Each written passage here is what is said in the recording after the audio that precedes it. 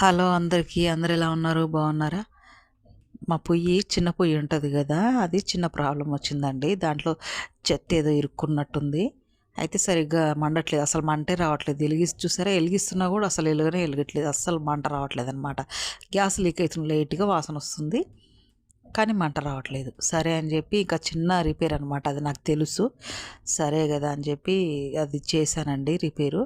ఎవరికైనా అవసరమైతే తెలియని వాళ్ళు ఉంటే తెలుసుకుంటే తప్పలేదు కదా, చేస్తే చేయండి ధైర్యం చేసి, లేకపోతే లేదు. కానీ తెలుసుకుంటే తప్పలేదు కదా, ఒక ఐడియా వస్తుంది ఎవరికైనా చూసే వాళ్ళకి. అందుకనే ఈ చిన్న వీడియో పెడుతున్నానండి. చూసారా, సన్న సన్న ఊస లాంటిది తీసుకోవాలండి. ఊస అది ఇనుపదనమాట, అది తీసుకోవాలి. తీసుకొని చూసారా, పొయ్యి గొట్టం కింద ఉంటుంది కదా, చిన్న మేకులాగా గొట్టం ఉంటుంది కదా, ఆ గొట్టానికి చిన్న మేకు ఉంటుందండి. అదే ఒక మూల నట్టులాగా ఉంటుంది, దానికి సన్న ఓలు ఉంటుంది.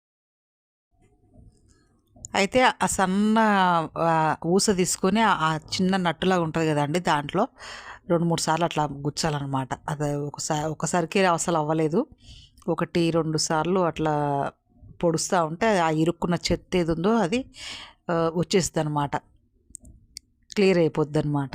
అందుకనే ఇంకా అది చూసారా చేశాను. అది 1-2 ఒకసారికి అవ్వలేదు, ఒకసారి వచ్చింది, సన్న మంట వచ్చిందనమాట. మళ్ళీ రెండోసారి అట్లా గుచ్చితే అప్పుడు క్లియర్గా వచ్చిందనమాట మంట. చూసారా, అది చేసేటప్పుడు మాత్రం కింద గ్యాస్ బంద్ చేయాలండి. గ్యాస్ అట్లే ఆన్లో పెట్టొద్దు, మళ్ళీ ఆన్ చేసుకొని మనము వెలిగించి చూడాలి. అట్లా 2-3 సార్లు చేసినా కూడా అట్లా చేయాలి. కింద గ్యాస్ మాత్రం కంపల్సరీ బంద్ చేయాలి. తర్వాత చేసానా, ఇది వచ్చేసిందండి. 2-3 సార్లకి ఎంత క్లియర్ అయిపోయిందనమాట, మంట మంచిగా వచ్చేస్తుంది. చూసారా, ఇది చిన్న పనే కానీ మన పని మనం చేసుకుంటే మంచిదే కదా, తెలిసిన పని తప్పులేదు కదా.